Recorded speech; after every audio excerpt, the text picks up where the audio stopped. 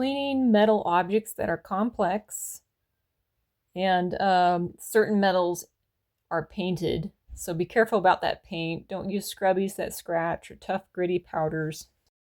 Some houses collect dust like, the Sandman's living in the roof. So you gotta plan ahead.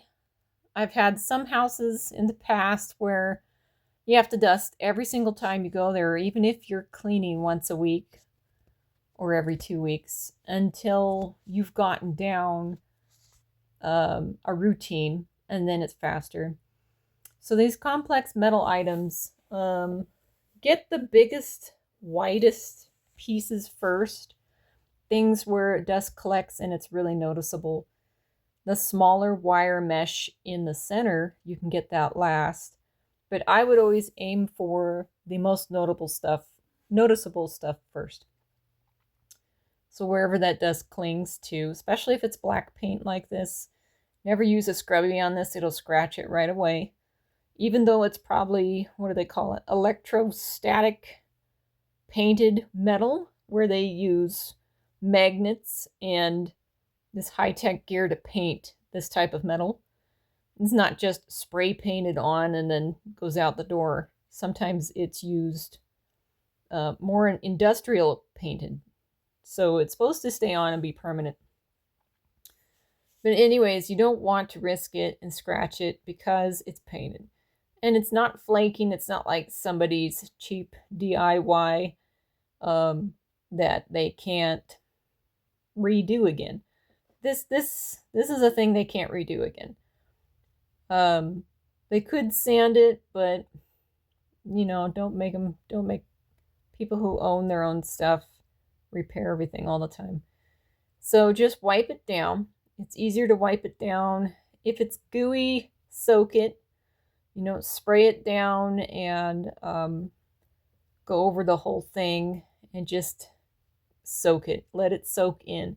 If it's got a lot of grease, you can use a degreaser. That shouldn't take off any heavy-duty paint job, like an electrostatic paint job. If it's DIY, they painted it in their backyard because it was already damaged, and they decided to paint it with spray paint, brought it inside and tried to use it again. Then perhaps you need to ask them that. If it looks like they've done that, ask them, because sometimes that spray paint will come off in flakes or like fingernail polish. And you don't want to scrub any of that. It will definitely come off. So there's a lot of ins and outs and tricks to house cleaning and cleaning objects. You got to kind of know what you're cleaning.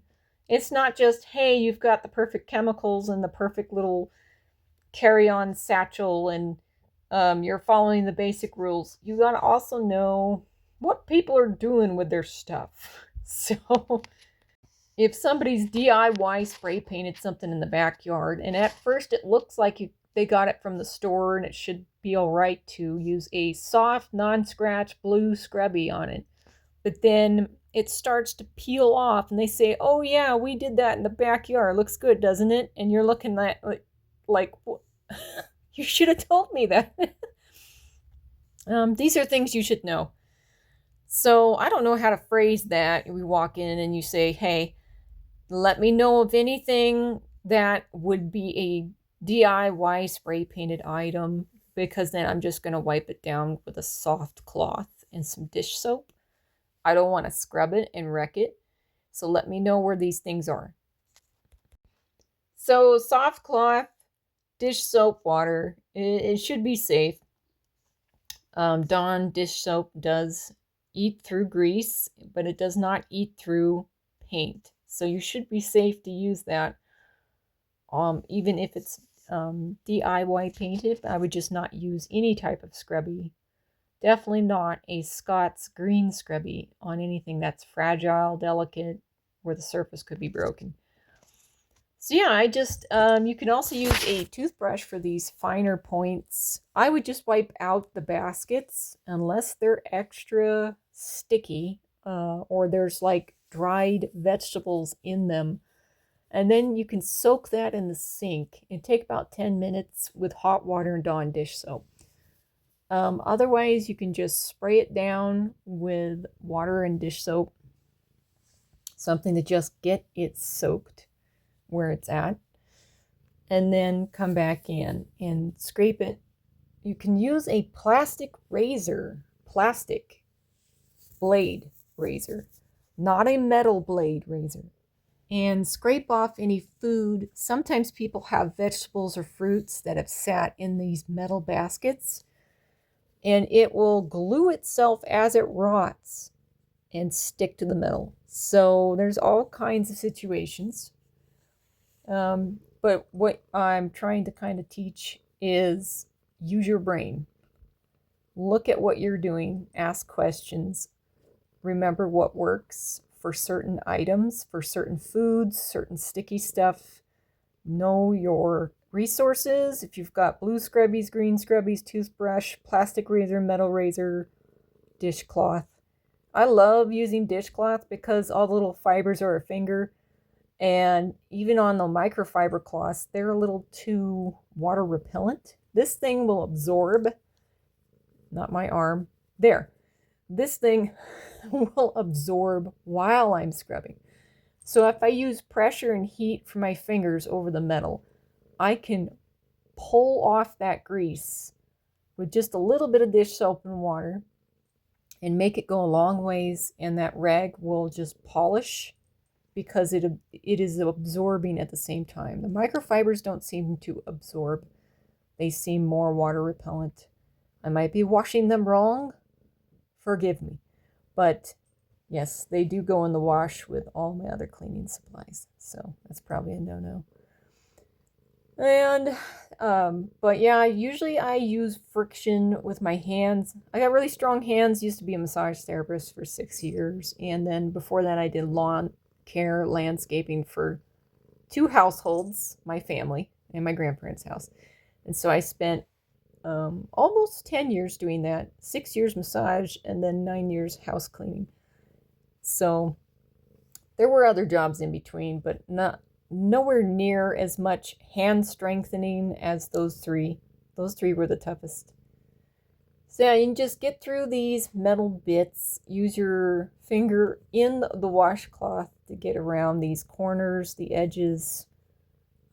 Yeah, and then just polish. If you don't have strong hands, then you might need a little bit of a stronger cleaner like a degreaser. But be careful, that stuff is very concentrated in the bottle.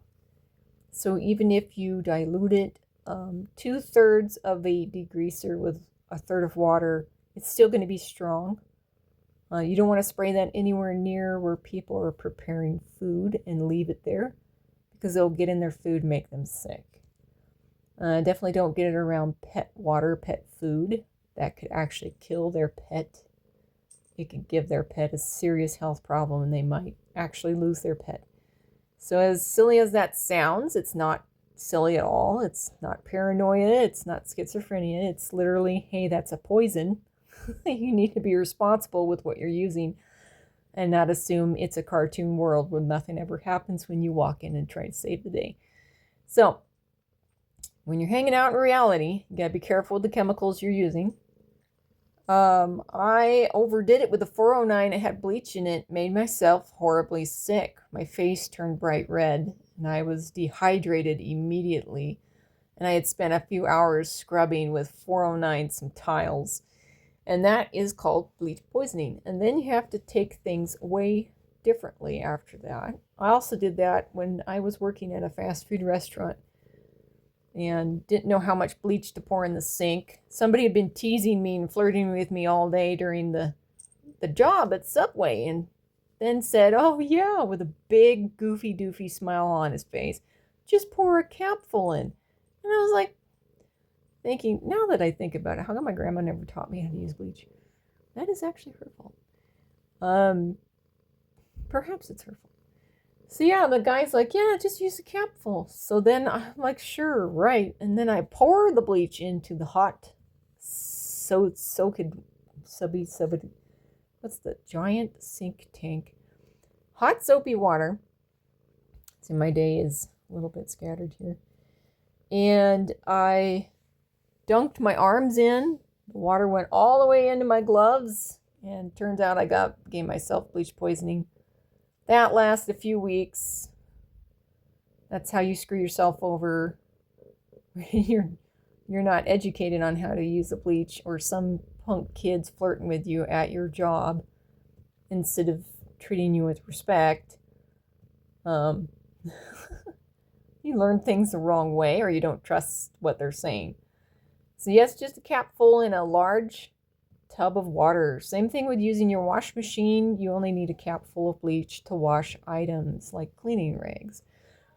If you're using more than a capful in a spray bottle, you're leaving heavy chemicals on people's household items that will make them horribly sick. You might end up causing someone to go to the hospital or killing their pet. So if you're using bleach from a bottle bought in the store, read the label. The bottle might say highly concentrated or energy efficient. For energy efficient machines, you don't need to use a whole capful in a spray bottle. You need to use like a teaspoon. Honestly, don't over bleach things. It doesn't actually clean better than just water and soap. It definitely doesn't clean better than water and soap. And you're not just killing bacteria when you overuse the bleach. You're making people sick. You're leaving it on the surface. I doubt anyone goes back and doubles or triple rinses the area that they sprayed with bleach. So be careful. I have had bleach poisoning a couple times in my life. And no, that's not why I'm so pale. But yeah, it's really toxic. You can clean a lot with it. I wouldn't recommend using it very often. So like I said, rinse stuff out that would hold people's silverware or their food. You can rinse it out easy. Just don't use too much chemicals. Anything that's a powdery grain needs to be triple rinsed. Don't leave anything behind. You need to leave just clean items behind. So these baskets are pretty easy to clean. I just wipe out the inside wire mesh and then underneath the bottom of it. If there's any food, use a plastic scraper, soak it, wipe it down. You can even use your fingernail and scrape some stuff off if you prefer doing that, if it's convenient. Other people hate getting stuff, especially from other people's houses, under their fingernails. Getting stuff under your fingernails is a very uncomfortable feeling, but sometimes that's the quickest solution, to just get the job done and move on and move to the next thing that needs to be cleaned. So yeah, this dish rack, some people use it just for dishes. Other people stack stuff on it. I put fruit and vegetables on here. That way I'm looking at them and I have to eat them. I have to prepare them, wash them, cut them, eat them, because I'm staring at them as they're going expired. They're in the kitchen, and it makes me look at that and say, ew, if I couldn't see it, it'd be in the fridge, and then it expires in a plastic bag or in a drawer in the fridge and leaves a little puddle. And I'm like, oh, that's worse. So I've been putting stuff out. Fruit has been sitting out. Lots of vegetables, not leafy green vegetables. They stay in the fridge. So like I got squash, butternut squash, pumpkin, or sometimes I'll bring the corn cob out a day before if it won't dry on the rack, if it's not too hot out. And if the carrots are starting to go, I'll throw them on the rack just so I look at them. I ask the kids, hey, do you want some carrots? And throughout the day or the next day, I'll be preparing vegetables and fruits and stuff. Yes, we eat meat. Try not to cry. We do eat meat. In case you think we're veggie nuts, or in case you think, yay, they only eat vegetables. Okay, we're in the middle. We love our veggies. We love our meat. And that's where we'll stay. So yeah, be sure to get where the metal hooks hook the basket to the framework. You want a clean fit. The item needs to hook on the framework without any lumps in the way. Don't leave food in there. So yeah, and I try to remember how to put stuff back. Usually I shuffle things around to a point where it looks like it makes more sense, because I don't remember what people have in their house. It just looks like chaos when I walk in. Some people are orderly and I see the organization. I see the purpose of why things are there because they've thought about it. Other people, they just throw it on there. So then I try and reorganize their stuff so that it makes sense. It's easier to reach. It's more appealing looking. It's functional. And they sometimes they get upset at me, like, "Why did you put this back in the wrong spot?" I'm like, I was like, I don't know. I don't remember where it was. Because when I walk in, my brain says, that's stupid. And then I try and fix it. Then I get in trouble because I'm like, oh, she wants it in the wrong spot. My bad. So that's all clean. Took 16 minutes. Cleaned the whole thing. That seems like a long time, but be sure to check out Buy Me a Coffee. Thanks for watching. Be sure to like and subscribe. And I'll come up with another video here pretty soon about cleaning. And more tips and tricks, making things easier, more understandable. Give you a quick walkthrough of how you can go about cleaning your own home or cleaning for somebody else without getting into major trouble, hopefully. And thanks for watching. You can also scan this QR code and throw me a couple dollars so that I can buy more supplies.